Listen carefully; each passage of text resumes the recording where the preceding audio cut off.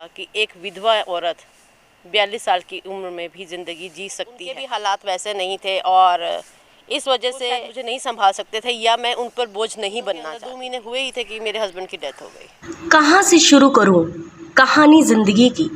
इतनी उलझी हुई सी ज़िंदगी मेरी अब जाकर राह पर आई है। खुश हूँ मैं अपनी ज़िंदगी में, सब कुछ पाया जो चाहा ज़िंदगी से। मुझे लगता था मेरी ज़िंदगी एक खुली किताब जैसी है, लेकिन अब समझ में आया मेरी ज़िंदगी का तो एक राज है।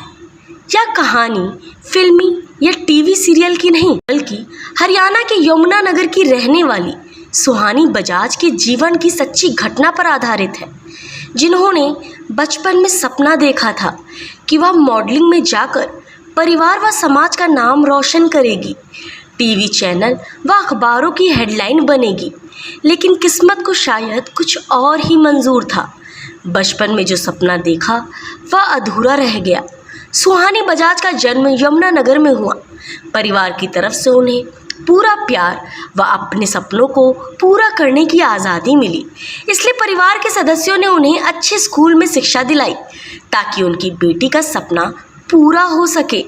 लेकिन बेटी की किस्मत ने खुद ही कुछ और लिख रखा था। कॉलेज के समय में ही सुहानी बजाज की ज़िंदगी में एक नया मोड़ आया। मात्र 18 साल की उम्र में सहारनपुर के रहने वाले संजीव बजाज से उन्हें प्यार हो गया और मात्र 1 साल बाद ही दोनों ने शादी कर ली। शादी से पहले सुहानी बजाज ने सपना देखा था कि पति का प्यार मिलेगा, सास, ननंद व देवर के साथ मौज मस्ती करेगी। लेकिन ये सपना भी उनका सपना ही रह गया, क्योंकि सुहानी बजाज व संजीव की शादी तो परिवार के सदस्यों ने करा दी, लेकिन इस शादी से दोनों परिवार खुश नहीं थे। कैसे उनकी ज़िंदगी बदली और मॉडल बनने वाली लड़की रियल एस्टेट में कैसे पहुंच गई, सुनते हैं खुद सुहानी की जुबानी। नमस्कार, मैं मोहम्मद जावेद, आप देख रहे हैं न्यूज़ 20 गुरुग्राम। आप लोगों ने टीवी सीरियल और फिल्मों में देखा होगा कि एक महिला किस संघर्ष के साथ ज़मीन से आसमान तक पहुंच जाती है, लेकिन मैं आज आपको ऐसी महिला से रूबरू कराऊंगा जिनका जन्म तो एक छोटे से शहर में हुआ था, लेकिन अपनी मेहनत के बल पर आज साइबर सिटी जैसे माने हुए शहर में अपना नाम कमा रही है। मैं बात कर रहा हूं सुहानी बजाज की। सुहानी बजाज का जीवन काफ़ी कठिनाइपूर्ण रहा है। उनसे पूछते हैं कि एक छोटे से शहर से साइबर सिटी शहर तक का सफ़र कैसे तय करा उन्होंने और एक घरेलू महिला रियल एस्टेट में कैसे आई। सुहानी जी, न्यूज़ 20 में आपका स्वागत है। एक छोटे से शहर से साइबर सिटी गुड़गांव तक का सफ़र कैसे तय करा? जावेद जी, मेरी ये कहानी एक बहुत कठिनाइयों के साथ इस शहर तक पहुंचा है मैंने।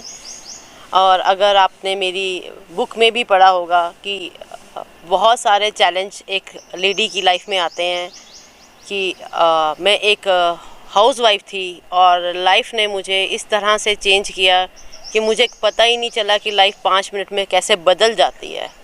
उस समय मेरे पास कोई ऑप्शन नहीं समझ में आ रहा था। बहुत सारे छोटे से शहर सहारनपुर से हूँ मैं, जहाँ पे मैंने अपनी ज़िंदगी के 20-22 साल दिए, यानी कि गोल्डन पीरियड लाइफ का। जॉइंट फैमिली, 15 साल जॉइंट फैमिली, और उसके बाद लाइफ चेंज। सो नहीं समझ में आ रहा था कि लाइफ को कैसे करना है। बहुत कोशिश की उस शहर में सेटल होने की कि कहीं भी किसी भी तरीके से इतने साल गुजारे हैं वहाँ पे कुछ काम कर पाऊँ। बहुत कोशिशों के बाद पर कोई भी रास्ता मेरे लिए शायद वहाँ पे बना ही नहीं था। सो सारे रास्ते शायद मेरे लिए बंद हो चुके थे वहाँ पे। इसीलिए एक कदम उठाया खुद को प्रूव करने का, खुद को साबित करने का कि एक विधवा औरत 42 साल की उम्र में भी ज़िंदगी जी सकती है और वो कुछ ऐसा कर सकती है जो शायद सबके लिए बहुत मुश्किल चीज़ हो। तो ये एक मेरा बहुत बड़ा चैलेंज था। इसीलिए मैं उठ के यहाँ पे गुड़गांव जैसे शहर में पहुँची हूँ। शायद यूनिवर्स मुझे यहाँ लेके आई है। सुहानी जी, आपने एक बुक लिखी है जिसका शीर्षक दिया है अपना सुहानी की कहानी। ये बुक लिखने की आपको प्रेरणा कहाँ से मिली? ये बुक लिखने की प्रेरणा मुझे बहुत सारे लोगों से मिलने के बाद मिली। जब मैं अपनी मुश्किलों का सामना करते करते इस शहर में पहुंची, जो कि मैं पहले से भी बहुत मुश्किलें का सामना कर रही थी, तो और मैं बहुत लोगों से मिली यहाँ पे। तो उनसे मिलने के बाद, उनकी बातों को सुनने के बाद तो मुझे ये लग रहा था कि उनकी लाइफ में इतनी बड़ी प्रॉब्लम्स नहीं हैं, वो तो बहुत कुछ कर सकते हैं लाइफ में। और अगर वो मेरे बारे में जानेंगे, मैं उनसे अपनी बातें शेयर करती थी कि ये मेरा स्ट्रगल है, मैं यहाँ तक पहुँची हूँ, मैं यहाँ कर रही हूँ। सो वो इंस्पायर होते थे मेरी बातों से और मेरे से मतलब मोटिवेट होते थे लाइफ को लेके। तो इन सब बातों को सोचते सोचते जैसे मैंने एक दिन मेट्रो में बैठी, देन एक लड़की मुझे मिली, रिचा है नाम उसका। तो उसको मैंने, छोटी सी लड़की थी वो, 28-23 साल की, तो उसको मैंने अपनी बुक अपने स्टोरी के बारे में बताया। तो उसने बोला, मैम ये तो आपकी बहुत मोटिवेशनल स्टोरी है, ऐसी स्टोरी तो बहुत कम लोगों की लाइफ में होती है, तो आप बुक लिखो। तो मैंने कहा, आई एम तो नॉट अ राइटर, मैं राइटर नहीं हूँ, मैं कैसे लिखूँगी, मैं बता सकती हूँ, थोड़ा बहुत मोटिवेट कर सकती हूँ। बट उसने मुझे इंसिस्ट किया, नहीं मैम आप लिखो बुक। और जब मैं लोगों का संघर्ष सुना, फिर मैंने कहा मैं अपना संघर्ष लिखूंगी, शायद ये बुक बहुत लोगों तक पहुंचे, ना किसी की ज़िंदगी बदल सकती है। सो इसी प्रेरणा के स्रोत पे मैंने ये बुक लिखी है। सुहानी जी, लाइफ में ना शायद उतार चढ़ाव आते हैं, मैं ये नहीं कहती कि सिर्फ मेरी लाइफ में सारे उतार चढ़ाव आए हैं। अब इसको मैं अपना कर्मा मान लूँ या डेस्टिनी मान लूँ कि मुझे लाइफ ने वहाँ से उठा के यहाँ तक लाना था, शायद मेरी लाइफ में इस वजह से ऐसा हुआ है। और मैंने ज़िंदगी से हार नहीं मानी, मतलब लोगों ने भी साथ इसलिए छोड़ दिया कि वो भी शायद, आपको भी पता होगा कि समाज है जो हमारा, मेरे को भी उस समय ही समझ में आया कि उनको ये लगता है कि हम किसी पर बोझ ना बन जाए। तो एक चीज़ यही समझ में आई कि अगर आपको ज़िंदगी जीनी है तो अपने बलबूते पर ही जीनी पड़ेगी।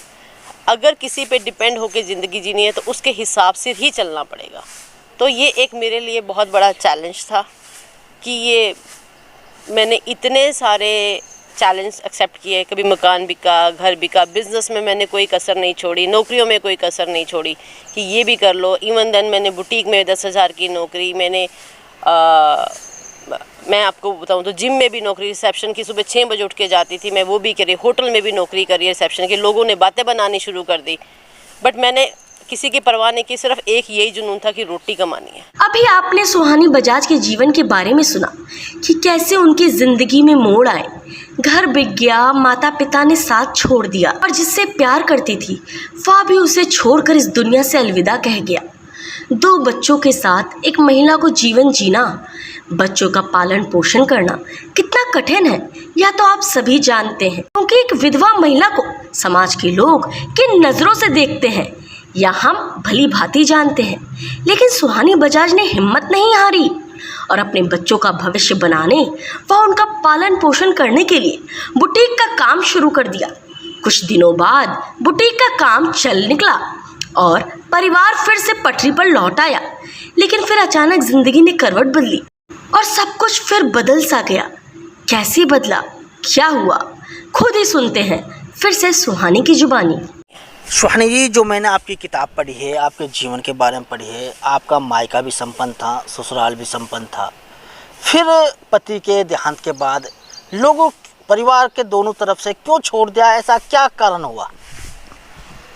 जावा जी, ये मेरी एक पर्सनल वो है, मैं ऐसा कहूँ तो उन्होंने मुझे प्रॉपरली छोड़ा नहीं या कुछ, पर वो शायद इस तरह से इतने कैपेबल नहीं थे उस समय पे। पहले बहुत कैपेबल थे, मैं ऐसे कहूँ कि मैं सिल्वर स्पून बेबी मैंने जैसे आपको बोला हूँ, बट उस टाइम पे शायद उनके भी हालात वैसे नहीं थे और इस वजह से वो शायद मुझे नहीं संभाल सकते थे या मैं उन पर बोझ नहीं बनना चाहती थी। सो ये मैंने डिसाइड किया कि मैं किसी पर बोझ नहीं बनूँगी। वो मेरे को सपोर्ट करते, क्या करते, थोड़ा बहुत कर सकते थे, मुझे उनके हिसाब से ही चलना पड़ता।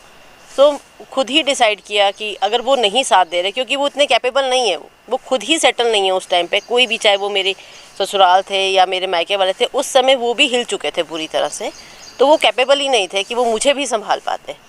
तो शायद यही वजह थी कि वो कहते हैं ना, डेस्टिनी लिखी हुई होती है आपकी। अगर वो कैपेबल होते, हमारा बिजनेस होता, तो आज मैं सहारनपुर में ही बैठी हुई होती।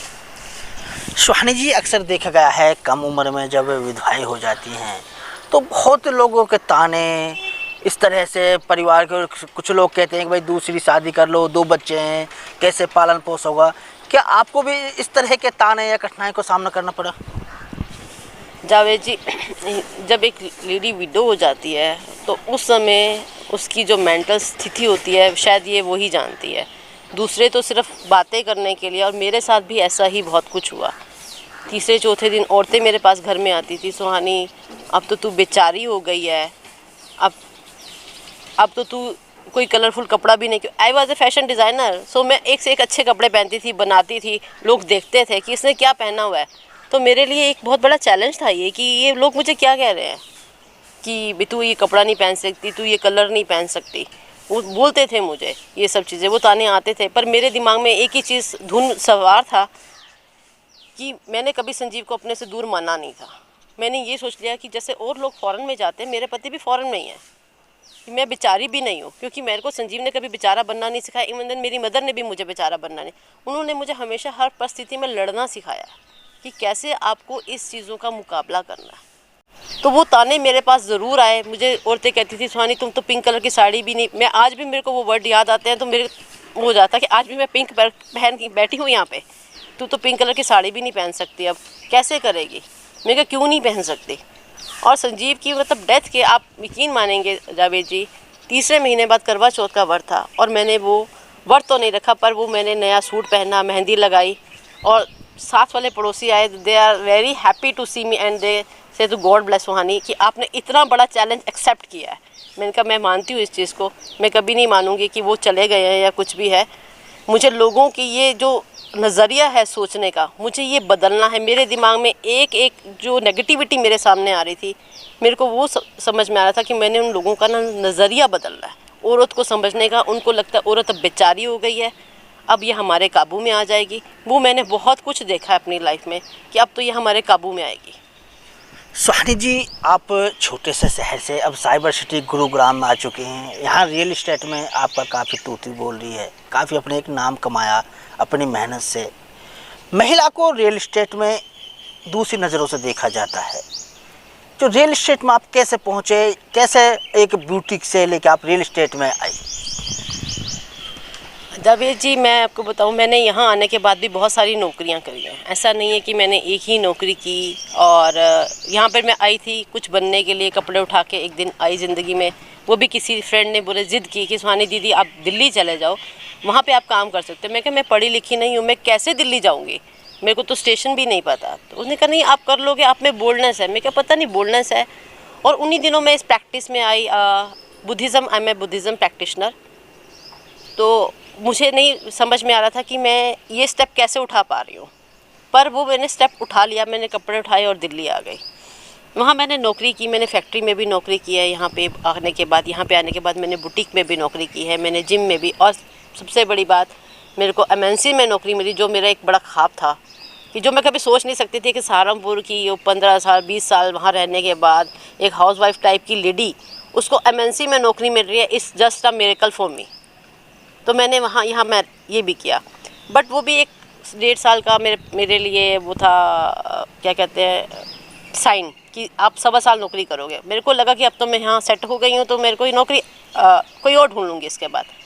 तो मैंने नौकरी ढूंढना शुरू किया। उसके बाद काफ़ी मुशक्क़त की मैंने नौकरियों के लिए, तो मुझे कहीं नौकरी नहीं मिल रही थी।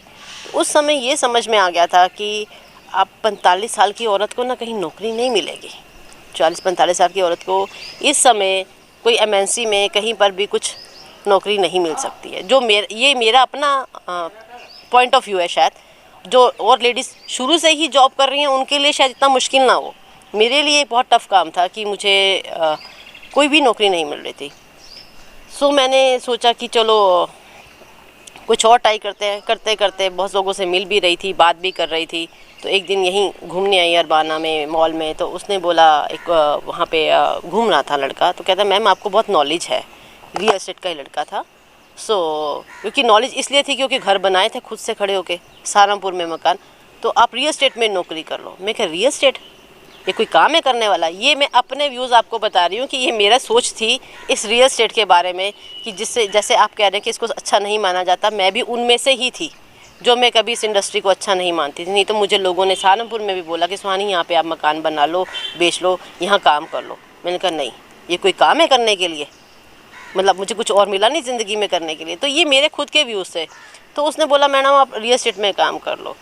तो उसने मुझे थोड़ा सा आइडिया दिया कि आप ऐसा करो, एक दो ना चीज़ें देखो, ढूंढो, तो आपको कुछ आइडिया लगेगा काम करने का। इस इंडस्ट्री में आपको जॉब मिल सकती है कि आप बहुत मेहनती हैं। उन्होंने मुझे ये वर्ड्स बोले तो मुझे लगा ठीक है।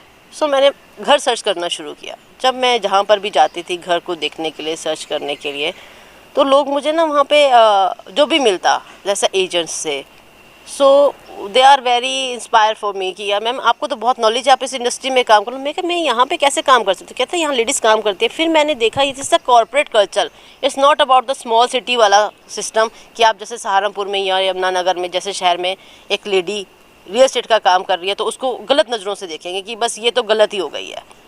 तो ये मैंने जब यहाँ देखा कि कॉर्पोरेट में लड़कियाँ बैठी हैं, मैंने कहा यार ये कर सकती है तो मैं क्यों नहीं कर सकती।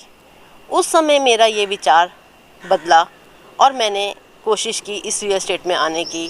और मुझे इस रियल एस्टेट में आने के बाद इतना ज़्यादा एक्सपोज़र मिला लाइफ का।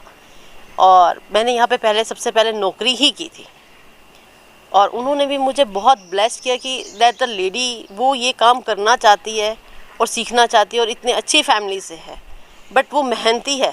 दे एप्रिशिएट मी। सो वहाँ पे जाके मुझे हर एक बिल्डर से बात करने का मौका मिला। Then I see this is a corporate culture, ये वो सिस्टम ही नहीं है। तो मैंने इस रियल एस्टेट को ही ज्वाइन किया उस समय। सुहानी जी, आपके किताब में मैंने देखा है आपका सपना था कि मैं टीवी चैनलों की, अखबारों की हेडलाइन बनूं, मेडल जीतूं, ये सपना कैसे आपका आया? कहाँ से आपने ये सपना चुना? फिर उस सपने का क्या हुआ? जावेद जी, मैं ना बचपन से ही मतलब स्कूल कॉलेज में तेज रही, मतलब तेज इन द सेंस हर चीज़ का मुझे शौक़ रहा है। मैंने गाने में, योगा, डांस, बास्केटबॉल, कभी आपने देखो मैं हर चीज़ में आगे रहती थी, किसी चीज़ में पीछे नहीं रहती थी। तो ये मेरा शौक़ है शुरू से ही। तो मतलब काफ़ी मेडल्स भी जीते हैं मैंने। तो उसके बाद 19 साल में शादी होगी तो वो सपना ना मेरा एक अधूरा ही रह गया लाइफ में। वो मेरी ज़िंदगी, मेरे बच्चे, मेरा पति, मेरी फैमिली, बस वही था। और शायद हर औरत के लिए शायद यही लाइफ होती है। तो बस मेरे ना कभी कभी मैं टीवी देखती थी तो वो ना अवार्ड मिलते थे अमिताभ बच्चन जैसे लेडीज़ को, और वो छोटी ग्रामीण वाली होती थी। मैं कहा यार सुहानी तू तो कुछ भी नहीं कर पाई ज़िंदगी में। मुझे ये रिग्रेट रहा लाइफ में हमेशा से। मेरे मन में जब भी टीवी देखती थी लेडीज़ को अवार्ड मिलता था तो मैं कहती थी सुहानी तेरी तो ज़िंदगी कुछ हो नहीं सकती। मतलब तेरी तो शादी हो गई है, तू तो हाउस वाइफ है, तेरे बच्चे हो गए, एक बेटी हो चुकी थी उस समय, दूसरा बच्चा हो जाएगा, उनको बड़ा करेगी, उनकी ज़िंदगी बनेगी, बस तेरी ज़िंदगी में कोई अवार्ड कभी होगा नहीं और तू कभी कुछ कर ही नहीं पाएगी। तो ये मेरे मन में एक वो रह गया, क्योंकि मेरे मन में था कि यार वो कर सकते हैं तो मैं भी कर सकती हूँ, पर मेरे को ज़िंदगी ने मौका नहीं दिया वो करने का।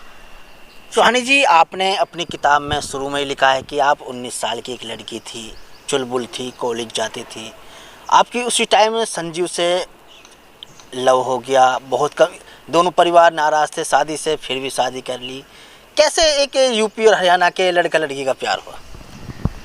संजी जावेद, मैं एक बात कहूँ, ये एक अरेंज मैरिज थी। वैसे तो ये लव मैरिज नहीं थी, बट जैसे ही हमारा रिश्ता हुआ फिर दोनों परिवारों में शायद नहीं बनी, उनकी सोच नहीं मिली आपस में।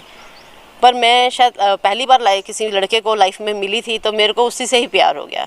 तो पेरेंट्स ने बोला भी कि नहीं अभी रहने दो, कि नहीं बनेगी तुम लोगों की। तो मैंने कहा नहीं, मैं अपने आप ही देखूँगी। मतलब एक महीना ही हमारी मुलाकात रही है रेगुलर। वो मतलब आधे घंटे में जैसे पहुंच जाते थे सहारनपुर से यमुनानगर मिलने के लिए, और मेरे एग्ज़ाम्स थे उन दिनों पे। बट मैं उनसे मिलती थी, बट वो एक कहते हैं ना कि एक अटैचमेंट हो जाती है, आप किसी से मिल रहे हो, और वो भी इतने एग्रेसिव थे कि नहीं भी तेरे से ही शादी करनी है कुछ भी हो जाए। सो मैंने अपने पेरेंट्स को मनाया शादी, जबकि वो नहीं एग्री नहीं थे, पर उन्होंने फिर मेरी खुशी के लिए एग्री किया और मैंने फिर संजीव से शादी की। ये थे हमारे साथ सुहानी बजाज, जिन्होंने अपने जीवन के बारे में बताया कि किस तरह एक छोटे से शहर से निकलकर आज साइबर सिटी गुरुग्राम में अपना नाम कमा रही है। सुहानी बजाज ने महिलाओं को अनुरोध करते हुए कहा कि जिन महिलाओं की कम उम्र में विधवाएं हो जाती हैं वो टूटे मत, बल्कि अपने हिम्मत से काम ले, क्योंकि उस संकट की घड़ी में परिवार, दोस्त कोई साथ नहीं देता, अपनी हिम्मत ही साथ देती है। क्योंकि उन्होंने इस सब दौर से गुजर कर देखा है कि जो परिवार उन्हें सब कुछ मानते थे उन्होंने सहारा छोड़ दिया था। कुछ दोस्त थे जो अच्छे वो थे, उन्होंने छोड़ दिया, लेकिन इस बीच में कुछ दोस्त भगवान के रूप में भी बन के उनकी सहायता करी। आपको न्यूज़ हमारी कैसी लगी? वीडियो को शेयर करें, चैनल को सब्सक्राइब करें और कमेंट्स बॉक्स में जाकर अपने विचार जरूर रखें, ताकि सही जानकारी के साथ आप तक न्यूज़ पहुंच सके। धन्यवाद।